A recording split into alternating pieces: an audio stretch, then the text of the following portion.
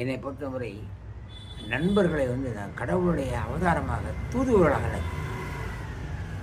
நான் ஊரில் ரொம்ப கஷ்டப்பட்டேன் ஒரு காலத்தில். அவ்வளவு வேதனைகள், சொல்ல முடியாத வேதனை. அந்த வேதனை வரும்போது நான் நண்பர்களை பார்த்துப்பேன். ஈவினிங் நண்பர்களோடு சேர்ந்து அப்படி வயல் பக்கம் வாக்கிங் போவேன். என் கவலையெல்லாம் திரும்ப ரொம்ப காணாமல் போகும். கடவுள் கவலை தீர்க்கறதுக்கு நண்பனை கொடுக்குறாரு.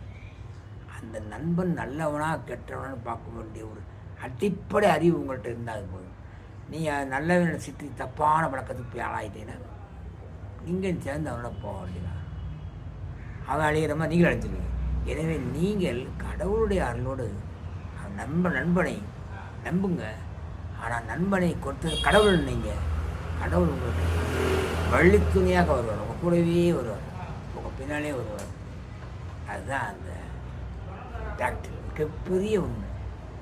நண்பன் ஒருத்தருக்கு இருந்தான்னா அதை விட வேறு செல்வம், சந்தோஷம், மகிழ்ச்சி ஏதும். சப்ஸ்கிரைப் பண்ண, லைக் பண்ணி, ஷேர் பண்ணுங்க.